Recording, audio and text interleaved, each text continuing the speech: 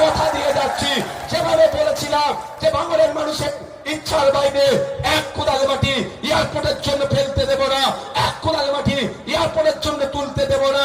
আজকেও কথা দিচ্ছি, বিধায়ক করে আমাকে পাঠান, আমি আপনাদের সামনে দাঁড়িয়ে যতই বিপদ আপদ আসুক না কেন, প্রথম আমি বুক চিতিয়ে লড়াই করব। আগে আমাকে পার করতে হবে, সার্বিক উন্নয়ন হবে, এটা আমরা চাই, এটা আমরা চাই। কিন্তু আপনাদের জানিয়ে রাখি, একটা বড় চক্রান্ত চলছে। সেক্টর 5 অব্দি হয়েছে জানেন তো, সেক্টর 6, 7, 8 করার পরিকল্পনা চলছে। রাজারহাটে নিউ টাউনে শট লেগার জায়গা নয়, সেক্টর 6, 7, 8 করার পরিকল্পনা করেছে ভাঙড়কে। ও একদিন বক্তব্য দিতে দিতে মুখ ফসকে একটা কথা বলে ফেলেছে, সৃষ্টিকর্তা যেটা করে ভালোর জন্যই করে। কি বলেছিল খেয়াল আছে? এনকেডি এর আন্ডারে এনে দেব, নর্থ ক্যালকাটা ডেভেলপমেন্ট অথরিটি। ছোটখাটো বিষয় নয়, তখন আর চাষ জমি থাকবে না।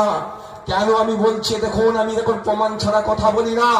যখন কলকাতা পুলিশের আন্ডারে ভাঙড়কে আনতে চাইছিল, ওই সময় বিধানসভার মধ্যে দাঁড়িয়ে রাজ্যের নগরায়ণ মন্ত্রীকে আমি প্রশ্ন করেছিলাম, শুধু পুলিশের ডান্ডা খাওয়ালে হবে না, কলকাতা কর্পোরেশনের মধ্যে কবে অন্তর্ভুক্ত আপনাদের করার কি কোনো পরিকল্পনা আছে সে কথা বলুন।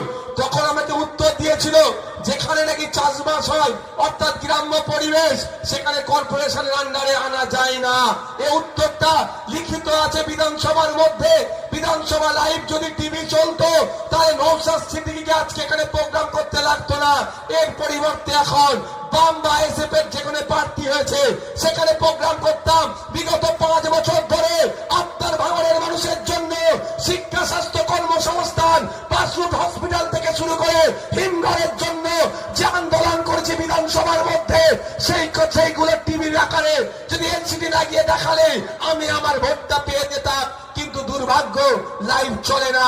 তারপরে বলছি, মন্ত্রী মহাশয়কে প্রশ্ন করেছিলাম, মন্ত্রী মহাশয় উত্তর দিয়েছিল, যেখানে গ্রাম্য পরিবেশ থাকে সেখানে কর্পোরেশনের আন্ডারে হয় না। তাহলে মাথাটা কোথায় মেরেছে? এনকেডি এর আন্ডারে ঢুকাবে প্রথমে, এনকেডি এর আন্ডারে ঢুকানোর পরে এই রাতারাতি হিটকো জমি দখল করবে।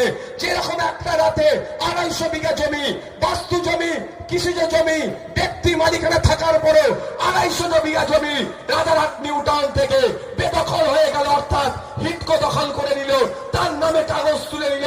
তাই আগামী দিনে এই ভাঙড়ের মানুষকে এইভাবে শোষণ করার জন্য 50,000 বাড়ির টোপ